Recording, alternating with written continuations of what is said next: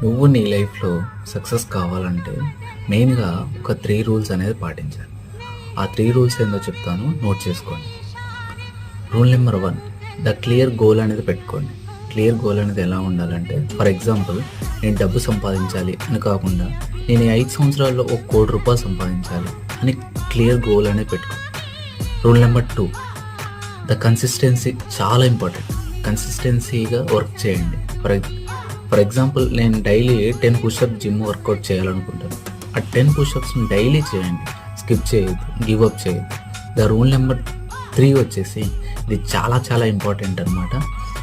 The learn from failures. The ఫెయిల్యూర్ని ఒక ఫ్రెండ్గా యాక్సెప్ట్ చేయండి. ద ఫెయిల్యూర్ వస్తే ఎక్కడొచ్చింది, ఎలా వచ్చింది రీసెర్చ్ చేయండి. ఎప్పుడైతే నువ్వు ఫెయిల్యూర్ని ఫ్రెండ్గా యాక్సెప్ట్ చేస్తావో అప్పుడే నువ్వు సక్సెస్కు దగ్గరగా వెళ్తావు.